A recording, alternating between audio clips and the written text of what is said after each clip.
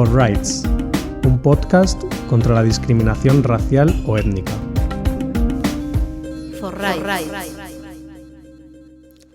Casi un 52% de personas manifiestan haber sufrido discriminación racial o étnica, pero el 81% no ha denunciado. Informe del Consejo para la Eliminación de la Discriminación Racial o Étnica 2020.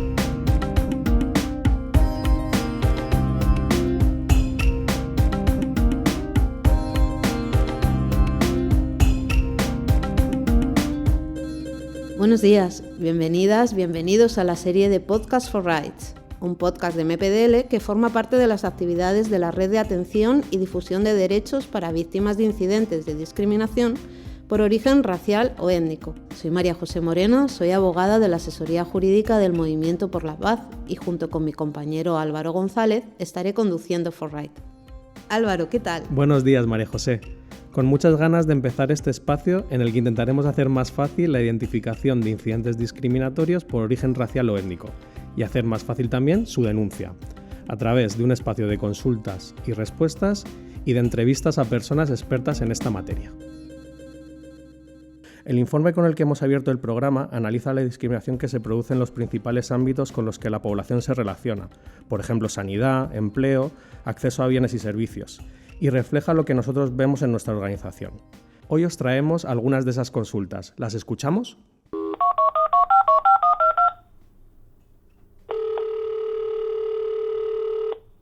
Estoy buscando un piso para alquilar.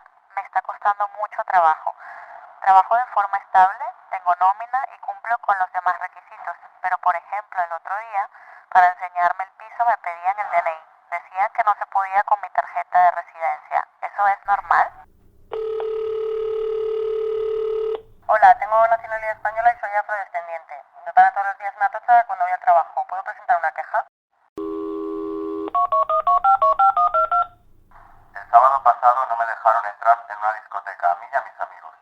Nos decían que había una fiesta privada, pero ahí entraba todo el mundo. No es la primera vez que nos pasa, pero no sé si es porque hay una fiesta privada de verdad o por lo del derecho de admisión.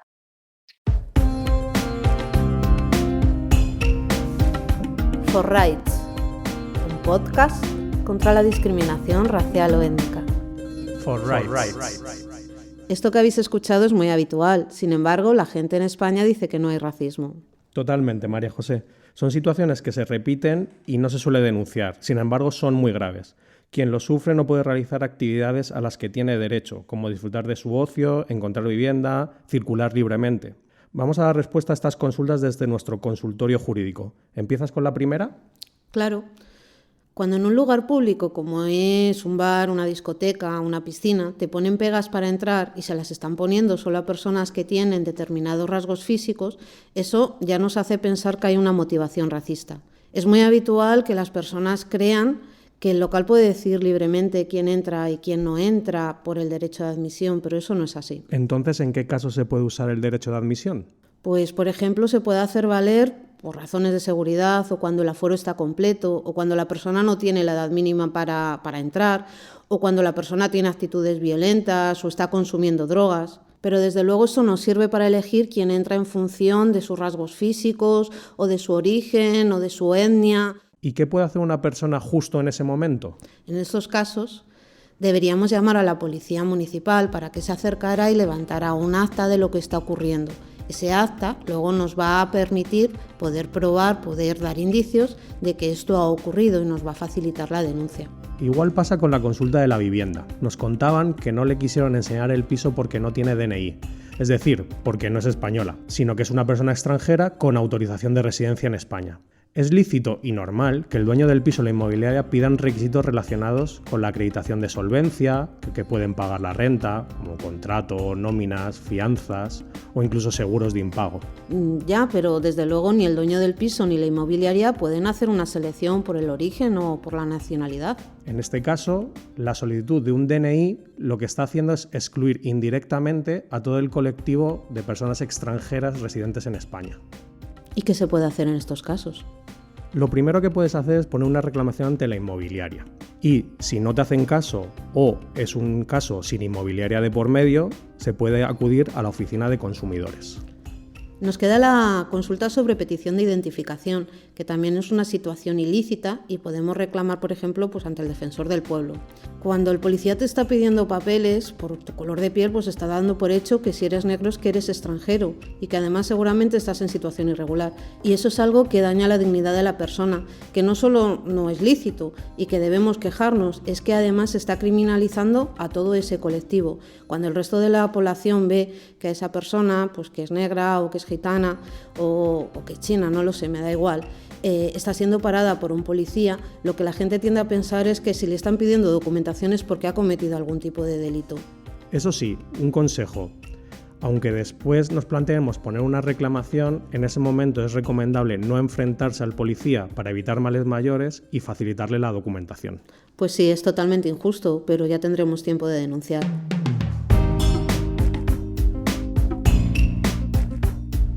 Y para hablarnos de discriminación, hoy tenemos la suerte de poder contar con Sara Jiménez, directora general de la Fundación Secretariado Gitano. Sara es abogada y además ha llevado casos muy destacados como el de María Luisa Muñoz La Nena, que llegó al Tribunal Europeo de Derechos Humanos. El abrazo de María Luisa Muñoz con sus abogados pone fin a 8 años de lucha contra la justicia española. Esta mujer, conocida como La Nena, ha conseguido que el Tribunal Europeo de Derechos Humanos reconozca la validez de su matrimonio por el rito gitano, algo que le negaron la Seguridad Social, el Tribunal Superior de Justicia de Madrid y el Constitucional. También ha sido diputada y es representante española de la Comisión Europea contra el Racismo y la Intolerancia. Bienvenida a For Rights, Sara. Encantada de estar con vosotros. Además, es importante señalar que es la primera vez que una abogada gitana representa a España en este comité, que cumple una función de control y de revisión de leyes y políticas en materia de racismo. Yo con Sara he aprendido no solo a identificar situaciones de discriminación, sino también a actuar frente a ellas. Y hoy solamente puedo darte las gracias y la bienvenida por acompañarnos a este espacio. Para empezar, una pregunta genérica. Sara, ¿qué es la discriminación? Bueno, la discriminación es un trato desfavorable y desigual a una persona, ¿no? por el simple hecho de lo que es. Y eso es lo que hemos estado viendo todos aquellos que hemos trabajado en el campo de la lucha contra la discriminación, es tratar con desventaja, con desigualdad, con diferencia, con rechazo. Todos estos componentes provocan situaciones discriminatorias que son duras para todos aquellos que la padecen. Sara, ¿por qué crees que cuesta tanto identificar que detrás de determinadas conductas hay una motivación de racismo, hay una discriminación?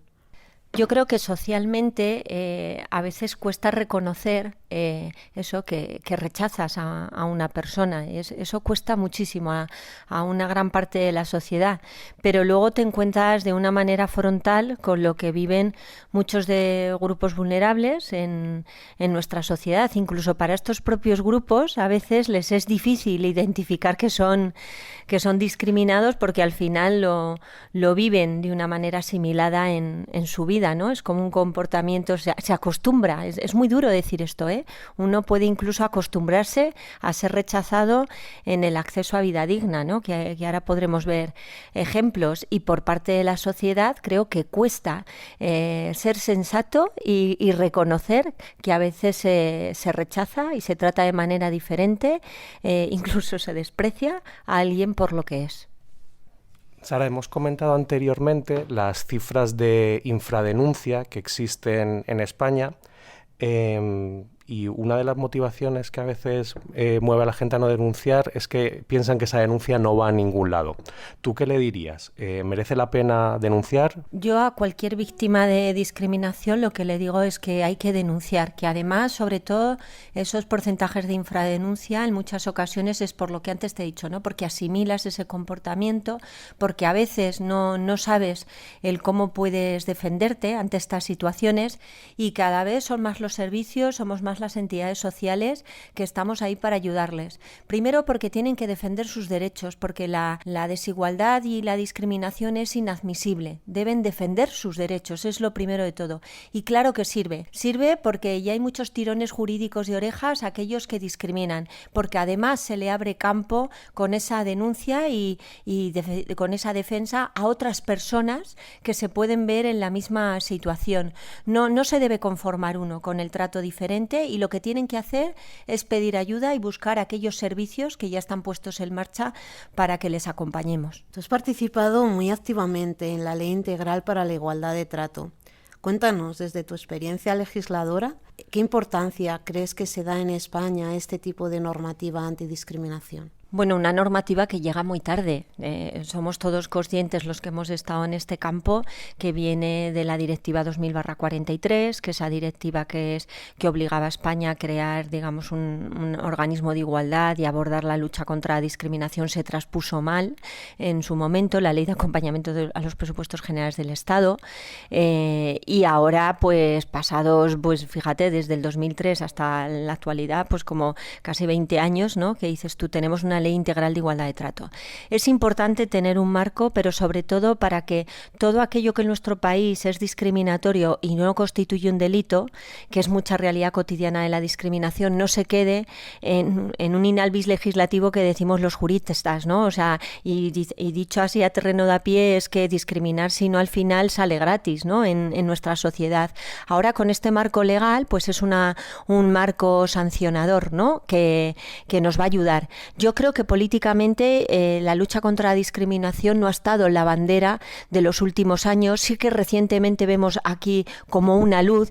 Yo habría sido más exigente desde un punto de vista como participante en la propia norma, con hacer mejor norma de la que actualmente tenemos, sobre todo en el régimen sancionador. Yo como abogada expliqué las razones de que si no limitas bien un régimen sancionador, luego difícilmente va a ser aplicable en la práctica.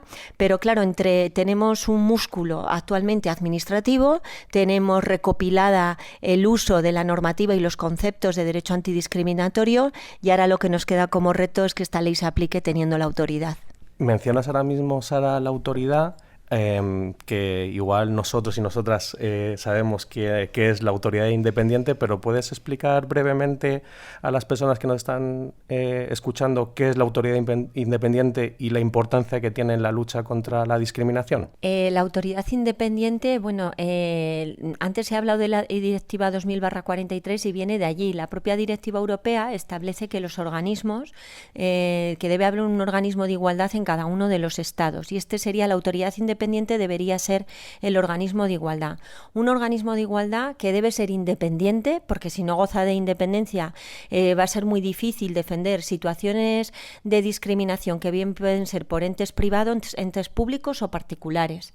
Es importante que cuando una víctima pone una denuncia tenga un recorrido en su defensa, y es ahí donde entraría la figura de la autoridad independiente, de aplicar la norma, de aplicar, digamos, el establecer, por un lado, acciones de mediación para evitar que se produzcan situaciones de discriminación, y establecer el cauce, digamos, de defensa de la víctima, cuando hay que resarcir a una víctima, cuando hay que indemnizar a una víctima, cuando, digamos, también la propia acción discriminatoria merece repulsa, y sería quien lo establecería, porque actualmente este marco no está establecido. Actualmente una persona pone una denuncia por temas discriminatorios y no es un delito, y empezamos todos aquellos que trabajamos en esto a marearnos de a ver a qué servicio vamos para que se protejan los derechos de esta víctima. Entonces, la autoridad independiente es lo que va a dar efectividad a la ley. Yo siempre digo que esta norma que se ha creado, si no se hace la autoridad independiente, que es el mecanismo de protección de las víctimas, no sirve para nada. Sirve, como el artículo 14 de nuestra Constitución, como una proclama legislativa donde reconoces que a la gente hay que tratarla sin discriminación alguna, pero no serviría de más. Por lo tanto, ahora estamos ante algo muy relevante que ya va con retraso, y creo que tenemos que ser exigentes en su creación. Cuéntanos, ¿qué hace Secretariado Gitano en la lucha contra la discriminación? Bueno, en el Secretariado Gitano ya ahora asumo la dirección general, pero uno de mis puestos anteriores era la dirección del Departamento de Igualdad de Trato y No Discriminación. Tenemos, digamos, como una perspectiva muy transversal de la lucha contra la discriminación en todos nuestros programas, porque claro, cuando un gitano quiere acceder al empleo, a la educación, a cualquier uso de bien o servicio, siempre hemos trabajado y contemplado que una de las barreras es la discriminación, que normalmente está provocada por el prejuicio y estereotipo que hay hacia este grupo de población. Pero luego tenemos unos programas específicos. Ya empezamos con otras organizaciones sociales, el Servicio de Asistencia a Víctimas de Discriminación Racial o Étnico, donde trabajamos en alianza por la lucha contra la discriminación, en atención tanto de personas migrantes como de personas gitanas, con un acompañamiento directo en todo ese proceso, desde que una persona tiene que estar informada de sus derechos hasta en todo el camino de lo que es su defensa, ¿no? Para eso es importante también que las propias víctimas sepan que tenemos un servicio telefónico, el 021, que es de atención telefónica, gratuito, y donde ahí va a tener profesionales especializados en esta materia. Así les animamos, ¿no?, a que si viven cualquier situación lo hagan. Y luego tenemos una línea muy, a mí me gusta mucho, ¿no?, de litigios estratégicos. La Fundación enseguida identificamos hace años que había que llevar defensas estratégicas a los tribunales. Empezamos, como has dicho, con uno de los casos, María Luisa Muñoz, la pensión de viudedad, ¿no?, hasta el Tribunal Europeo de Derechos Humanos, pero luego hemos seguido en el campo de la lucha contra la discriminación, llevando defensas de despidos en el ámbito laboral por el simple hecho de ser gitanos y además teniendo buenas respuestas por los tribunales, desalojos con motivación discriminatoria y incumpliendo procedimientos en el campo del derecho administrativo. O sea, la apertura jurídica es muy relevante. Yo ahora me siento contenta porque dentro de los nuevos programas del Fondo Social Europeo que lleva la organización iniciamos un programa de lucha contra la discriminación que nos va a fortalecer como entidad en tener perfiles jurídicos, que me parece que es muy importante en lo que es la defensa del antigitanismo. Muchas veces el origen racial, el origen étnico, no solamente la causa de la conducta del incidente discriminatorio, hay veces que confluyen otros factores, el género, la discapacidad. ¿Qué nos puedes contar de ese tema? Como bien dices, María José, confluyen, ¿no?, determinadas motivaciones y incluso la pobreza, ¿no? Cuando una persona, pues en los casos de la intersección, ¿no?, de cuando confluyen determinadas motivaciones, lo que te provocan es, pues si eres una mujer y además eres gitana y vives en una situación de pobreza, las barreras o las motivaciones, digamos, por las que tú recibes los rechazos hacen que seas mucho más vulnerable en tu camino hacia la igualdad, ¿no? Y hay ocasiones en las que vivimos este tipo de cuestiones, que es la discriminación interseccional, que yo creo que es una discriminación más dura, que debe ser penada con mayor gravedad, porque al final es muchísimo más duro, y que actualmente el encaje y el trabajo, yo creo que vamos un poco por delante las ONGs, ¿no?, antes que el propio encaje de la propia administración. Pero todos somos conscientes de eso, de que en las mujeres gitanas, por ejemplo, nos pasa mucho de que seguimos siendo perseguidas en los centros comerciales y supermercados por los guardas de seguridad, pues porque pareciera que hay una presunción, ¿no?, de que vas a robar. Le pasa a las mujeres, no a los hombres. Ahí se nos mezcla un rol de género que parece que es la mujer la que se encarga de ir a las compras, a ese tipo de tarea que viene más con un propio rol de género, y luego se nos une la condición étnica, ¿no?, que al final se nos mira con ese prejuicio y ese estereotipo por parte de este tipo de sector. Yo creo que no debemos olvidarnos en esa intersección, en esa vulnerabilidad, y siempre lo digo desde un punto de vista incluso feminista, ¿no?, el no dejar atrás las mujeres que peor lo pasan, porque esto también pasa con las mujeres con discapacidad. Por ejemplo, yo he conocido distintos casos donde ves el cómo azota de una manera mucho más gravosa determinadas realidades, porque su situación es mucho más vulnerable. Es alarmante las situaciones de violencia, los datos de violencia de género en mujeres con discapacidad. Con esto que digo que la propia administración debe establecer las políticas públicas, deben ir encaminadas a contemplar esta intersección que hay, estos múltiples motivos de discriminación, que en la política pública parece que empiezan a estar algo en el papel, pero en la práctica yo creo que deja mucho que desear.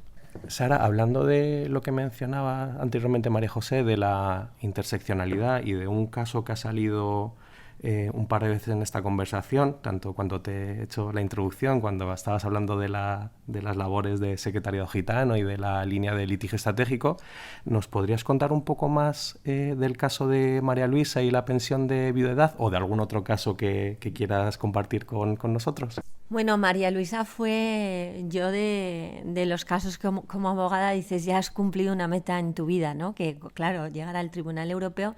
y acompañando a una mujer maravillosa que es María Luisa, la nena, una gitana pues mayor, con muchos hijos a su cargo, ¿no? Cuando dices tú qué defensa tan bonita, pues sí, porque ella cumplió con su rol de madre, esposa, cuidadora en un momento en el que no era preconstitucional, no era un momento en el que la realidad de la situación de los gitanos en lo que era la propia relación con la administración no era la actual, o sea, hay que entender el propio contexto del caso y que por eso su matrimonio no estaba registrado, pero luego, claro, pudimos demostrar ante el tribunal que administrativamente pues tenían el libro de familia numerosa, había un reconocimiento administrativo de esa situación matrimonial, ¿no? Y ella luego cumplió con ese rol. A mí que me dolió mucho que nuestro Tribunal Constitucional se mostrase indiferente cuando decimos que es discriminar. Pues también discriminar es cuando quieres pasar a todo el mundo por el mismo rasero cuando las situaciones son diferentes, ¿no?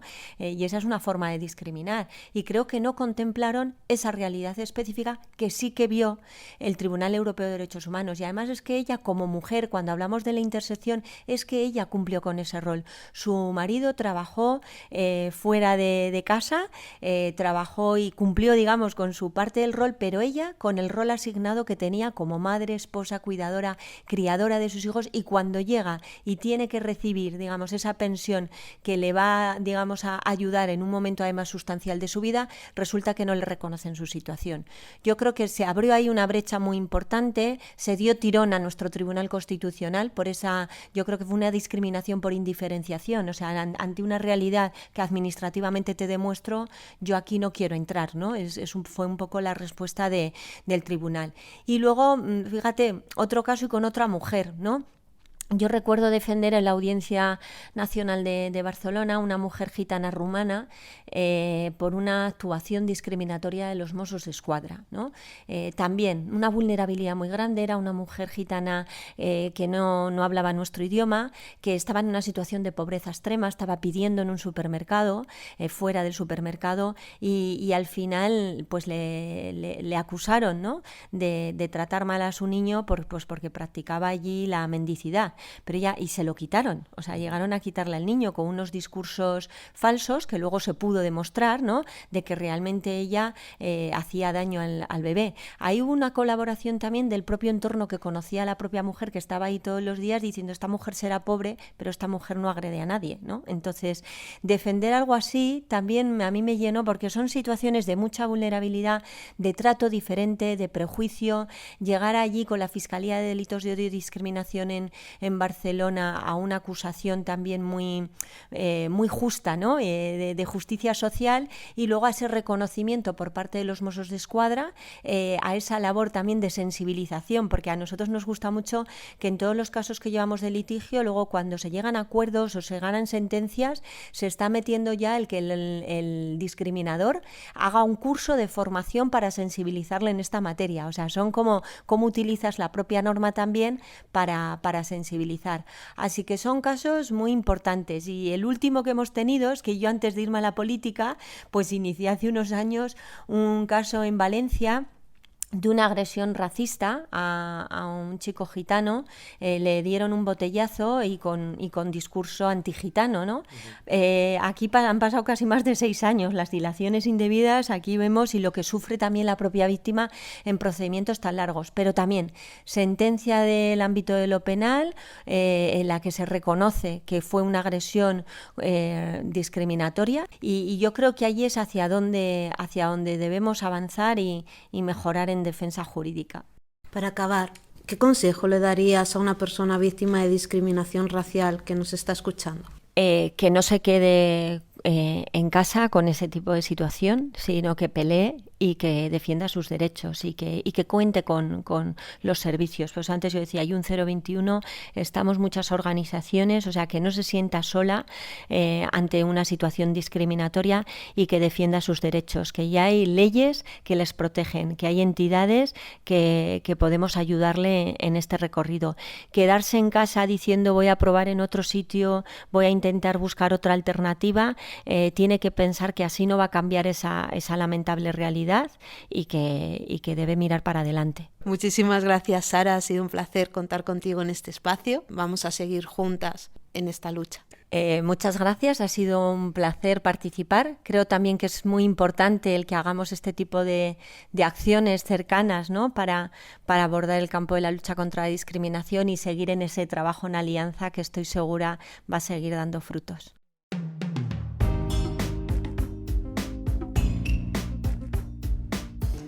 Bueno, hemos visto que la discriminación racial no son solamente actos muy violentos, hay discriminación en muchos más aspectos de la vida y muchas veces esa discriminación pasa desapercibida. Hemos visto que ha habido discriminación cuando no te dejan entrar en la discoteca, o también va a haber discriminación si te ponen problemas para alquilarte o para mantenerte en una vivienda o para acceder o para progresar en el empleo. Y ese tipo de discriminación también puede estar presente en los servicios públicos, por ejemplo, al empadronarte o al ir a tramitar tu asistencia sanitaria o en el cole de tus hijos o tus hijas. Frente a este tipo de discriminación y de incidentes, existen recursos gratuitos en el que te pueden ayudar. Puedes acudir a nosotros, a MPDL, que tenemos abogados y abogadas a lo largo de todo el territorio nacional, o a otro tipo de asociaciones especializadas en racismo y en discriminación. O, por ejemplo, al Servicio de Atención de Víctimas del Consejo para la Eliminación de la Discriminación Racial o Étnica. Sí, que además tiene un teléfono gratuito, es el 021 y es válido para toda España. Y esto es todo por hoy. Os esperamos en el próximo episodio de ForRight, en el que trataremos la discriminación por origen racial o étnico, esta vez en ámbito sanitario. Gracias y hasta la próxima. ForRight es un podcast que forma parte del proyecto Infrade, Red de Atención y Difusión de Derechos para Víctimas de Incidentes de Discriminación por Origen Racial o Étnico, financiado por el Ministerio de Inclusión, Seguridad Social y Migraciones, cofinanciado por fondos de la Unión Europea.